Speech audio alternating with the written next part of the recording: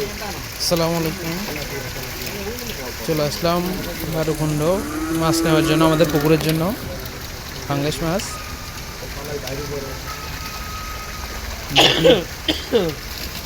এই একটা ছোট্ট একটা নল পুকুর, এটার মধ্যে 4 মনের উপরে পাঙ্গাস আছে বলতেছে।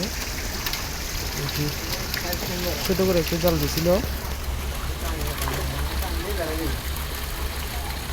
বেশি না, অল্প অল্প নিয়ে যাবো 2-3 দিক থেকে।